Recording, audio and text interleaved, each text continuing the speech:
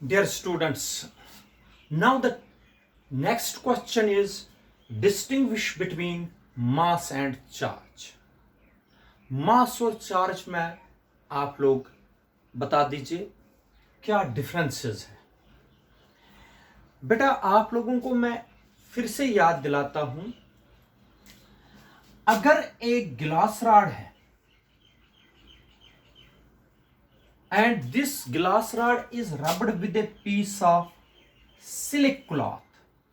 This is glass rod and this is a piece of silk cloth. मैंने आप लोगों को पहले भी बताया, अर्लियर वीडियोस में मैंने आप लोगों को यह समझाया, जब गिलास रॉड को हम पीस ऑफ सिल्क क्लॉथ से रब करते हैं, गिलास रॉड लूज करती है इलेक्ट्रॉन्स और सिल्क क्लॉथ गेन करती है इलेक्ट्रॉन्स। ठीक है बेटा, अगर इसने मान लीजिए गिलास रॉड ने 5 इलेक्ट्रॉन्स लूज किए तो गिलास रॉड में कितने इलेक्ट्रॉन्स कम हो गए? 5। और वही 5 इलेक्ट्रॉन्स किस पर आ गए? शाबाश बेटा, किस पर आ गए? सिल्क क्लॉथ पर।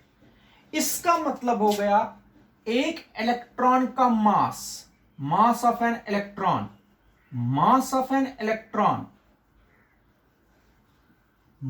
ऑफ इलेक्ट्रॉन होता है बेटा 9.1 इंटू 10⁻³ kg। ये एक इलेक्ट्रॉन का मास है। कंसेप्ट क्लियर करिए।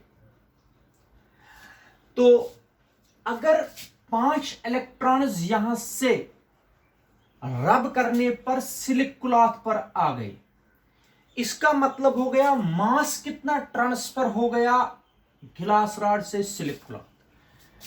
न एक इलेक्ट्रॉन का मास इतना है, 5 इलेक्ट्रॉन्स का मास हो गया 5 into 9.1 into 10⁻³ kg। This means 545.5 into 10⁻³ kg mass. 5 electrons इसमें कम हो गया और इसमें मास बढ़ गया। 5 इलेक्ट्रॉन्स का मास इसमें ऐड हो गया। इसका मतलब हो गया जब इलेक्ट्रॉन ट्रांसफर होते हैं from one body to the another, the body which gains electrons, the mass of that body increases. जो लूज करेगी इलेक्ट्रॉन्स तो उसका मास कम हो जाएगा। मुझे बता दीजिए बेटा, अब गिलास रॉड का मास कम हो गया कि सिल्क क्लॉथ का? गिलास रॉड ने लूज किए तो उसका कम हो जाएगा, सिल्क क्लॉथ ने गेन किए तो उसका मास बढ़ गया। इसका मतलब हो गया इलेक्ट्रॉन के ट्रांसफर होने से मास चेंज होता है। रिमेंबर इट, 5 इलेक्ट्रॉन्स तो 5 × 9.1 इंटू 10⁻³ kg, क्योंकि एक इलेक्ट्रॉन का मास इतना है।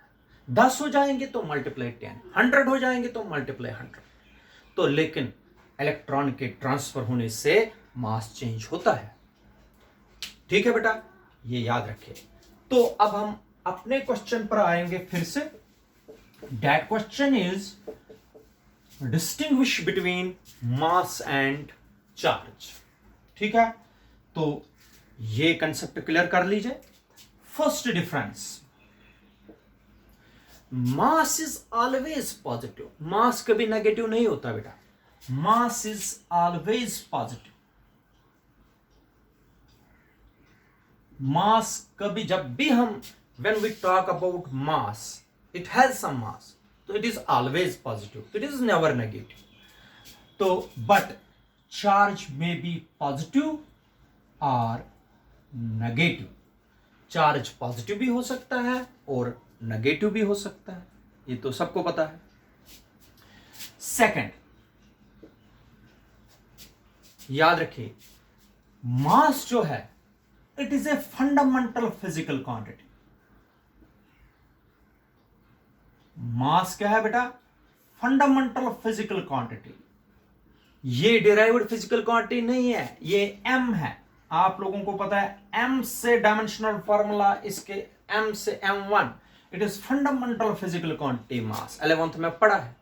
मास, लेंथ, टाइम, उनमें से मास जो है it is a fundamental physical quantity.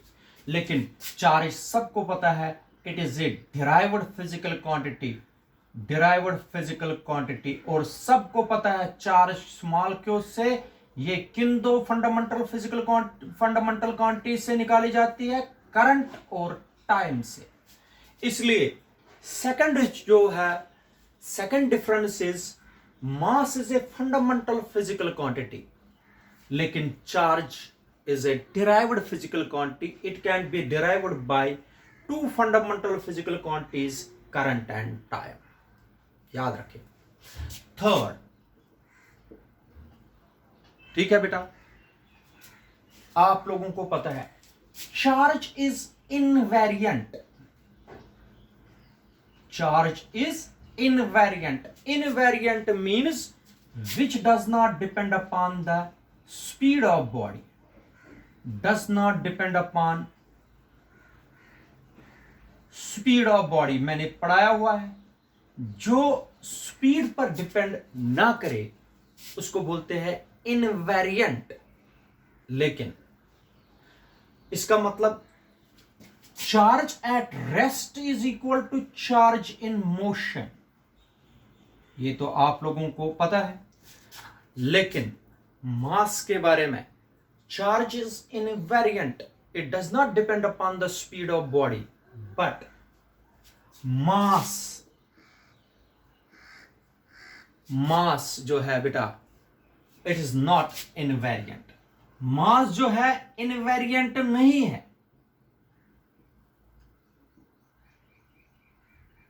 Mass invariant नहीं है, इनवेरिएंस ऑफ मास नहीं होता है, because mass changes with speed, mass changes with speed.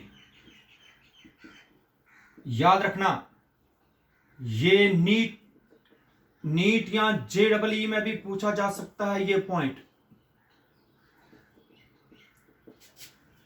This is shown by the relation which is given by the Einstein, जिसको बोलते हैं Einstein's mass relation।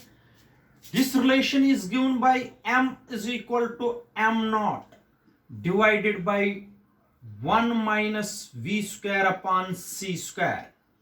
ये जो रिलेशन है, इस रिलेशन से, ये 11th में पढ़ी है, it is the mass of the body when it is in motion and this is the mass of the body which is when it is at rest। इसका मतलब हो गया मास जो बॉडी का है, जितनी जितनी स्पीड बढ़ती जाएगी मास बॉडी का इंक्रीज हो जाएगा। याद रखना, the mass of the body increases with increase in speed, लेकिन charge does not change with increase और decrease in speed because it does not depend, it is invariant, it is not invariant. याद रखिए, mass तो increase होता है with speed, charge increase and decrease नहीं होता है, charge will remain the same. This is very important point, point number 3। ठीक है बेटा, तो point number 4th and 5th जो हम डिस्कस करेंगे, तो जो मास है, मास is not conserved, mass conserve नहीं है। मास can be changed into energy and energy can be changed into mass. Mass is not conserved, क्योंकि मास को हम कन्वर्ट कर सकते हैं एनर्जी में, एनर्जी को, mass and energy are interconvertible substance, it is not conserved, but charge is conserved, charge is conserved. ये conservation of charge में आप लोगों को दिखाएंगे। तो mass is not yet quantized, अभी तक क्वांटाइजेशन ऑफ मास नहीं शो कर पाए, क्वांटाइजेशन ऑफ मास नहीं शो कर पाए अभी तक भी, लेकिन चार्ज इज क्वांटाइज्ड। ये दोनों प्रॉपर्टीज आप लोग अंडरस्टैंड कर सकते हो कंजर्वेशन ऑफ चार्ज और क्वांटाइजेशन ऑफ चार्ज में। Charge is quantized, mass is not yet quantized. आगे क्या होगा वो गॉड जाने, लेकिन still the mass is not quantized. These are the 5 differences between mass and charge. I will repeat you. Difference mass एक side से charge है। Mass first difference is mass is always positive, but charge may be positive or it may be negative. Mass is a fundamental physical quantity. Charge is a derived physical quantity. It can be derived from the 2 fundamental quantities, that is current and time. Mass is not invariant, mass is variant. Mass changes with speed by the relation, that relation we called as Einstein's mass relation. ये वाली relation आप लोगों को याद रखनी है। m is equal to m naught root of 1 minus v square upon c square, where m is the mass of the body which is in motion, m naught is the rest mass of the body.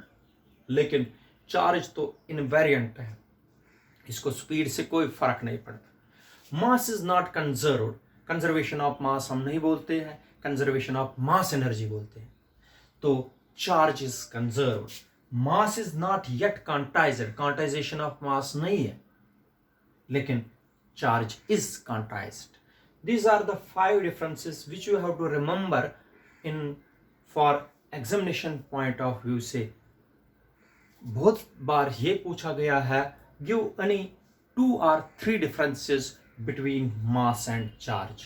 You have to remember these differences and you have to write among these 5 differences, you have to write any 2 or 3 differences between mass and charge. Remember them and learn them by heart. आप लोगों को मैं फिर से बता रहा हूं, जब आप लोग ये वीडियोस देखते हो, रफ कॉपी सामने रखनी चाहिए, जिस पर आप लोग जितना जितना मैं पढ़ाता जाऊंगा वो लिखते जाइए साइड में।